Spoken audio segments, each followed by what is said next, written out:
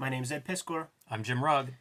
And we have Warren Bernard in the house. We're going to take a look at a macro view of Richard Corben's underground comics career, pre-heavy metal, pre-Warren magazines. But first, Jim, what do you have? I have patreon.com/Jim Rugg, where I post a lot of my out-of-print mini comics and zines. This is a collection of ballpoint pen drawings. Figure it's sort of appropriate for looking at Richard Corben today. But I post a lot of this stuff as well as original art, process post. Right now I'm going through a couple of Street Angel comics that are the same story, but I drew them 3 years apart and comparing and contrasting the choices I make in terms of talking process. But basically, if you like my art, if you like my comics, and if you like what we do on Cartoonist Kayfabe, you can get a lot more of that at patreon.com/Jim Rugg. Red Room issue 1 is going to start coming out on the stands in May 2021. It's going to be a monthly horror comic. Murder on the Dark Web for Fun and Profit is the name of the game in Red Room, and these are the participants that do the murdering. There are several tens of thousands of people who've pre-ordered the comic through the Fantagraphics website and through their favorite comic shops. I encourage you to do so. If you don't have a comic shop in town, go to my link tree in the description below, and you could pre-order through Fantagraphics. What I'm showing you here are the various variant covers for Red Room issue number 1. And if you want to read these comics ahead of time, there's a Patreon that has a bunch of issues of Red Room available to read before they come out. Warren. I am honored once again to be here. I wanted to go ahead and share my stack of underground comics that had Richard Corben in them, and all of these have Richard Corben covers. And I want to give some context. When you went to the spinner racks, this is what you saw. All right, this is actually very, very, very typical of what was going on when you went to wherever it was, the candy store or what have you, because there were no comic book stores, none whatsoever. And what you did not see in these spinner racks was this. So Corben did, I don't know, what I have, a dozen of these. And the only place you could find them was in head shops. So you had to go ahead and go into these places. Of course, you were kind of obligated to walk in there stoned. It's like not a problem. Probably at least catch a contact buzz the second you open that fucking door. Absolutely. So, there's blacklight posters, there's bongs, there's incense in there. And the one place they had above the cash register, they would have a line of comics like stapled to the wall, and you'd go, I'll take that. And when you walked in there and saw these, it was eye-opening. It was, expanding your consciousness, expanding. Of course, my consciousness was already expanded. Expanding horizons. By the way, this came out as a full-size fanzine, as did Rowlf. Right. And you know what? To give a little bit more context, you said there's no comic shops, so that means there's no direct market. There's no direct market. So the distributor for these comics at the time would have been like the distributors of like psychedelic posters and companies like that were dealing with the head shops. That's how these comics get into the head shops. There was no diamond. It did not exist. That concept did not exist. There was not one clearinghouse for comics. And so, and some of the, and I don't remember how, like Last Gasp or Kitchen Sink, I'd have to ask Dennis Kitchen on that, but a lot of them was sold direct, and so they had their own warehouses. And these things, it was sporadic. So, like, when's the next Fantagor coming out? You had no idea. Right. When, there wasn't anything that told you, I'm sorry, I love this cover. I was going to say, these Death Rattles are the ones you really want. When you see the Kitchen Sink logo like this, when you see the ones in the 80s, iffy. But these gnarly old ones are the ones that you cannot pass up if you see them. So I highly recommend all of these. And in this one in particular, I just want to point out this Funny World. So this Funny World, it was originally started as a fanzine, but it kind of went a little upscale with, I think, number 13. And this had some great interviews with him. So Ub Iwerks, who helped create Mickey Mouse, is in here. The filming of Fritz the Cat. So I forgot who they interviewed with that. They interviewed Bakshi for this. That's the only guy you can interview. Yeah. It's not Chrome. Right, exactly. So, and in here, they printed this beautiful color Richard Corben story, copyright 1972. And once again, as it was with the covers, when you looked at a Richard Corben science fiction story, it was unlike anything else you would ever see. And I was a big science fiction fan, and that's what, like, for instance, if I was going to collect ECs, it'd be Weird Science, Weird Fantasy. When it came to the Undergrounds, these were my faves, were the science fiction ones. And so some friends turned me on to this, and I bought it. And this color is absolutely incredible. This is a 4-color printing process, but it looks like something else. It looks like he's using spot colors. Yeah, it's amazing what he could do. And the shading, okay, it's like, you know, how did he do all the shading and everything? There was like all this stuff that was going on that I didn't understand. To this day, I don't know how he did it. It's very true. Yeah, you know, how did he pull this off? And just look at this. This all looks, you know, what did he do in order to go ahead and do this? I have no idea. This is wild stuff. There are so many stories about that, about, you know, airbrushing on color separations. Yeah, and, exactly. You know, like all of this stuff that it really does. And you can't make a blanket statement about this is how he did it. Because all these stories vary. It's just an incredibly adventurous artist that's doing things on the production side that nobody was really working in that direction. And mind you, the stories were great. So when you sit down and read the stories, they're not schlock stories, which, by the way, in a lot of the Undergrounds, there was a lot of schlock in there. Well, as it was with the Overgrounds, as the case may be. Yeah, right. The cool thing about the horror and the science fiction Undergrounds was that at least there was a tether to the issue, because you could get some of the other anthologies, and those comics are just all over the place, and there's no connective tissue between anything. Not like you need that for an anthology, but you at least knew what you were getting if you were getting a science fiction or an issue of Skull Comics or something. I'm always struck by his work in that if this were new this week, I'd run out and get it. Yes, you know, it's so timeless. I'm sorry, look at this panel. All right, this is unbelievable. Just what he was doing and the way he looked at light. And the way he looked at color reflecting light, this panel to me is like, oh my God. And by the way, in 1972, you'd have only seen something like this in 2001: A Space Odyssey. Now, there was another, I think it was 71 or 72, another science fiction movie called Silent Running came out. The same special effects guy worked on Silent Running. So there weren't that many models in the movie world about how to do these representations in space. And now, of course, you know, Corben was known at the time for these big buxom women. He regretted that later on. But to be honest with you, that was all secondary to me. Yeah, granted, I was 17 at the time, and I did look. But when you read the stories and then you looked at the art, you're like, holy shit. And given all the other stuff that was out there, like that Flash comic, this was light years ahead of what was going on in comics at the time. Look at this. It's extraordinary. Okay. Just, you know, who was doing this at this time? Only him. Yeah, for sure. And I mean, he set a template. Like, we can pull out dozens of comics from various people who were stealing his color palette and really influenced heavily.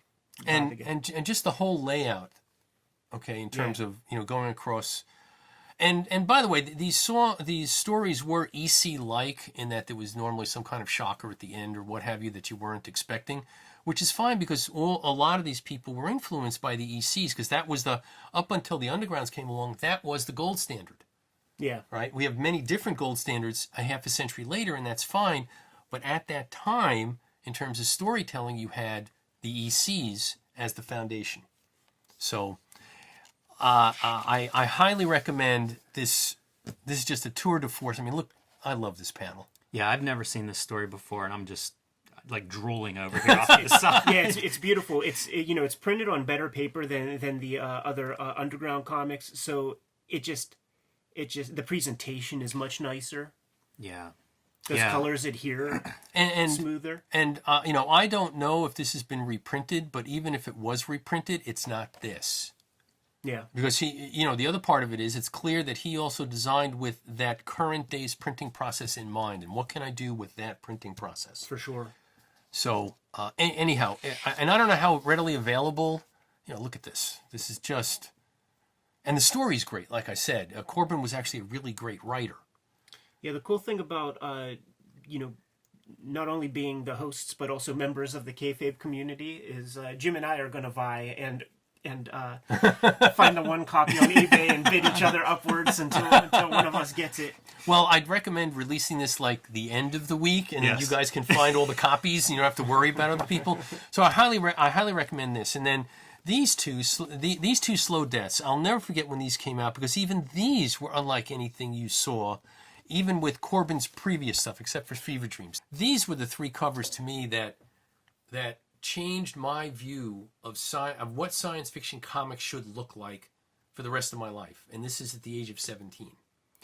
It's incredible to think of these in the context of the underground comics, because so many underground comics, they come out of that Zap kind of model, the Robert Crumb influence kind of model, and these feel like it's just the publishing and distribution that makes these underground, But in terms of like the influences and what Corben's doing, nothing looks like this. Well, and also the stories here. So there was a lot of sex and drugs, that were going on, and the undergrounds, were mainly humorous, a social commentary.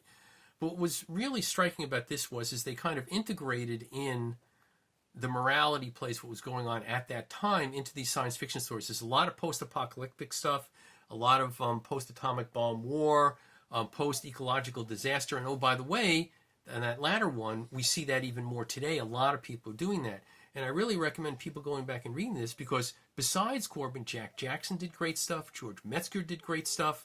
There were a bunch of people that were doing really solid storytelling in these magazines that were not these sex. Yeah, there was some sex that was thrown in. That was obligatory at the time. But it wasn't like reading a copy of Zap, or it wasn't reading Spain Rodriguez or S. Clay Wilson.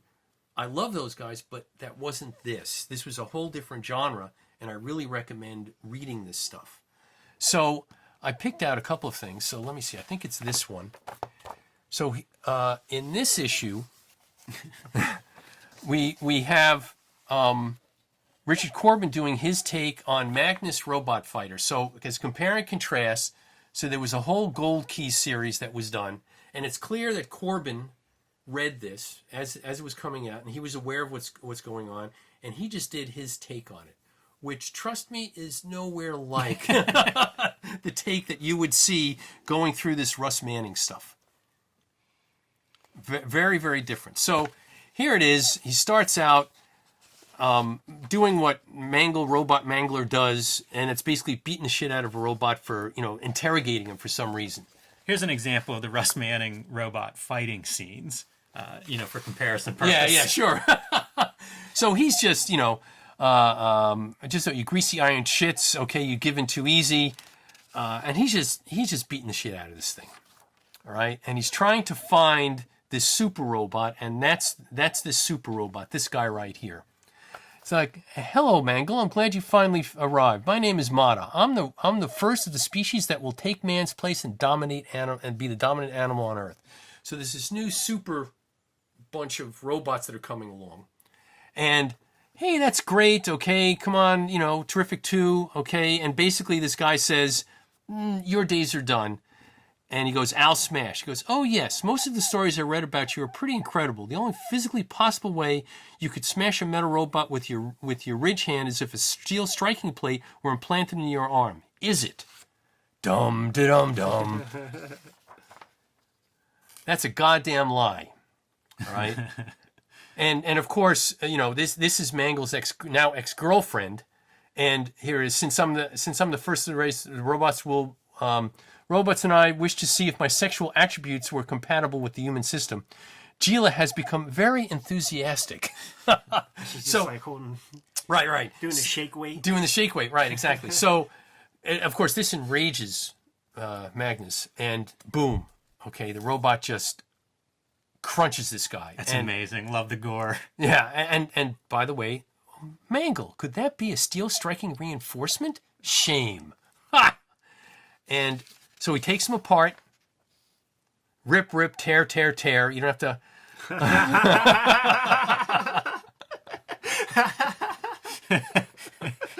That's so great. Wow. That 1,000-yard stare at the end. Yeah. He's like, maybe I went a bit too far here, okay? Wow. But I'm sorry, this one right here, okay? Rip, tear, crack. Rip. want to point out the line work. You know, we've seen him doing airbrushing and painting and color, exceptional at all of these things. Yes. Because you'll see him, you know, experimenting with materials and style. Some of these stories, even in the black and white, are line work and some are not. Well, so it's extraordinary. And by the way, that is a good lead-in. And oh, by the way, this Jack Jackson Homesick, this is another great science fiction story. So I really recommend these Slow Deaths and all of these others. So speaking of the different kinds of ways he would draw, here's a great example of his black and white work. That's just like, you know, how did he do this? This is not black and white. To me, at this time, I was turned on to people like Franklin Booth and J.C. Call and, you know, all the fine illustrators. And, you know, you would look at Neil Adams and stuff like that. And this was something totally different. And this is another great story. Just, you know, what he's doing visually in this. And like I said, after you read these science fiction things, and then you went back to, I don't care, even if it was the Fantastic Four, it wasn't the same. No. Yeah, right. This is unbelievable to look at something like that and compare it to, you know, I'm glad we pull out a newsstand comic and compare the difference, because nothing looked like that. Nothing looked like this. No. This was truly exceptional stuff. This guy is sent back into the past to find somebody else. There's been an alien invasion, and he's trying to get back. And just the scale and the scope of all of this, just what he was doing in terms of design, layout, the structure of an entire alien planet. And language. I love these word balloons with just symbols inside of them. Check this piece, man. You got this planet in the back, but then you have this kind of glass dome. You could still see a piece of that planet through there, a little bit lighter. And by the way, the science fiction magazines were doing this quite a bit on their covers. Oh, yeah. Okay, so he's pulling some of this from the science fiction world in terms of those magazines, but putting it in, using those illustration techniques in the comics world. This is a secret ingredient of like the young Rick Veitch work that would have been in like Heavy Metal and Epic Illustrated and stuff like that, where he was playing with these kinds of materials.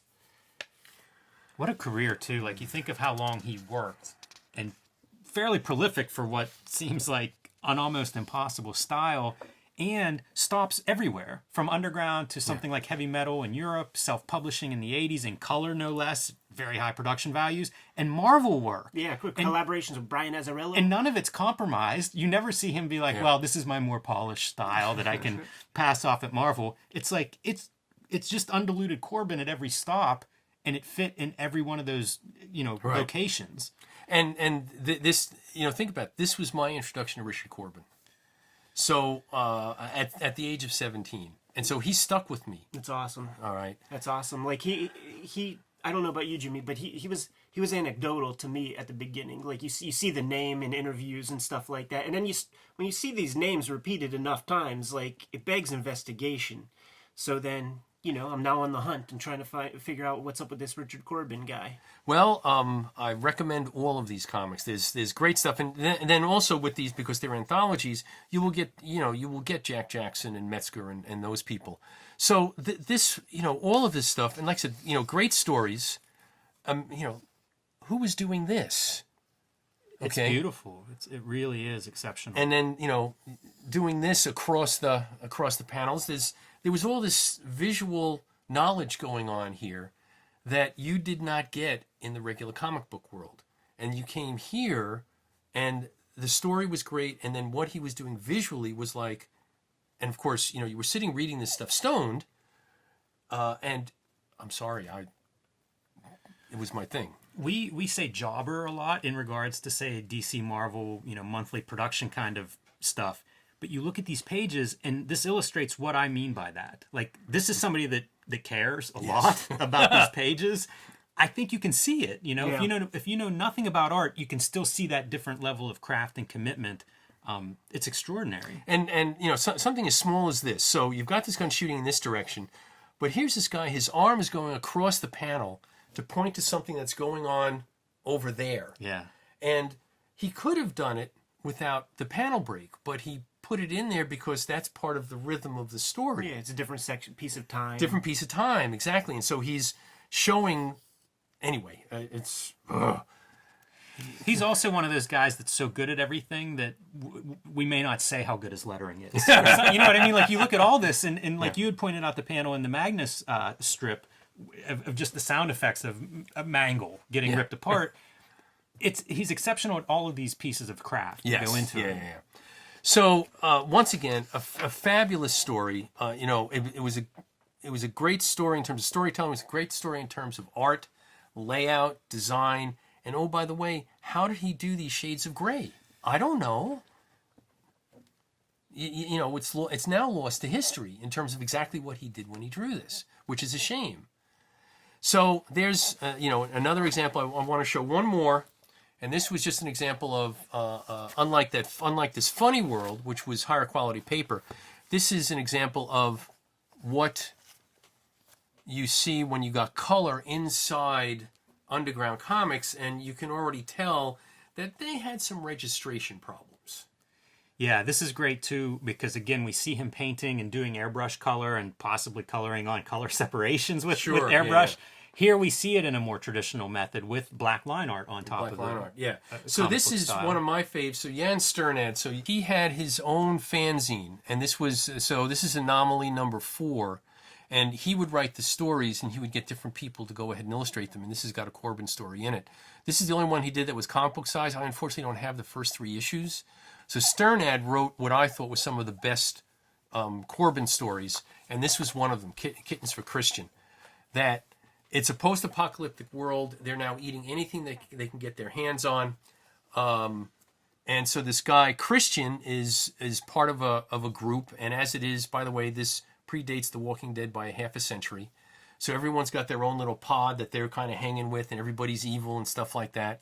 So they find these kittens, and the mama kitten comes along and, you know, attaches herself to one of these people, and boom, okay. You know what? This is very telling stuff. Like, you see him doing work on the magenta plate, on the cyan plate, and so like that same magenta, he'll be using in like little swatches here and there to break up the background scenery.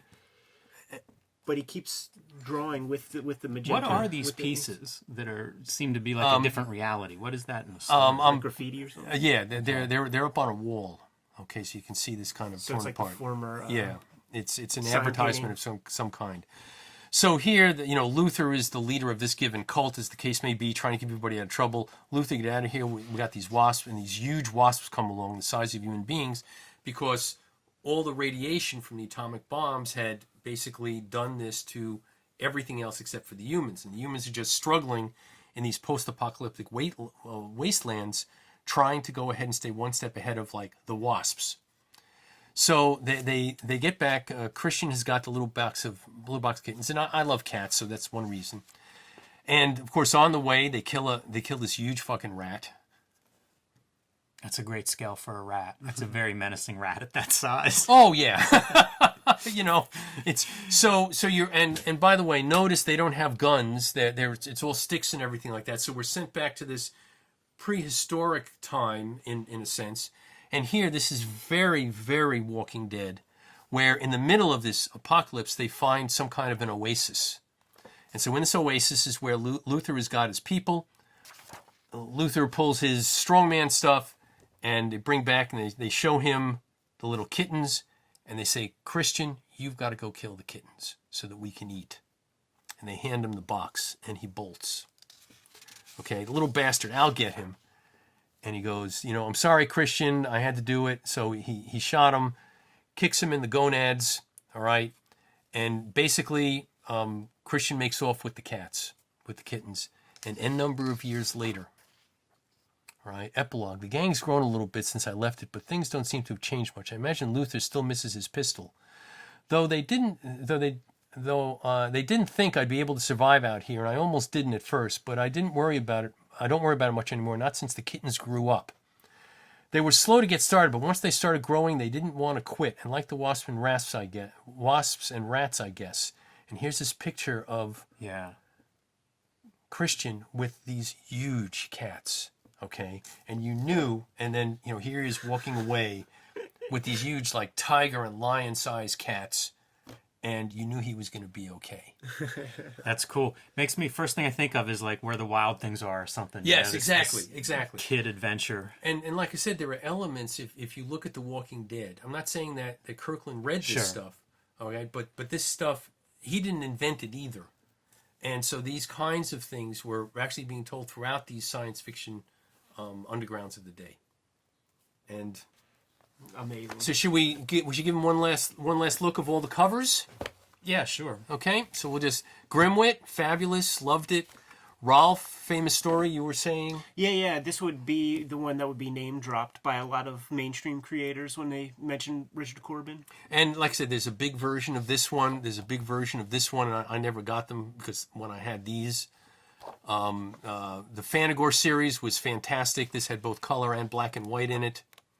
More color Corben Amazing. stuff. Very, very expensive. Yeah, very expensive. So I recommend all the Fantagors in the original printings. This was the only Death Rattle cover he did. Now he did other stuff for Death Rattle. And, here's the Corben story there. Up from the Deep. I'm sorry, I love this. Amazing Yeah, cover. right. This is just, His use of those like purples and greens, we've seen a couple covers like that, really pops. Yeah, and no one was using these color palettes either. So Fantagor again, the Yenstern Anomalies, the two slow deaths that to me were, this one in particular really grabbed me because this was all about a world peace treaty was signed on this spot by all the nations, July, whatever it may be. So the Earth has been destroyed. Yeah. And these are aliens coming to look at the destroyed planet and see what happened with all the skulls and everything. Fever Dreams, one of my fave covers, and actually the story in here is fabulous. And then, of course, this Funny World 14. Nice. Wow. Beautiful. I love it. I feel drunk, Jim. Kayfabers, like, follow, subscribe to the YouTube channel, hit the bell. We'll notify you when new vids are available. What do you have? Join me on patreon.com/JimRugg, where you can find some of my out-of-print zines and mini comics, along with lots of original art, process, behind-the-scenes stuff. Patreon.com/JimRugg. Warren Bernard, thank you very much for bringing these Richard Corben comics from your great collection. Much appreciated. Red Room, issue number 1 is going to be on the stands May 2021. It's going to be a monthly comic. It's going to be a horror comic. You can pre-order your comic today through Fantagraphics' website at my link tree in the description below, or just contact your nearest comic shop. They'll be happy to add it to your pull list. You can subscribe to the Cartoonist Kayfabe e-newsletter at the links below this video to keep up with everything we have going on in 2021. You can also find Cartoonist Kayfabe t-shirts and merchandise at the links below this video. Jimmy, give them one less set of marching orders, man. We're going to be on our way. Read more underground comics.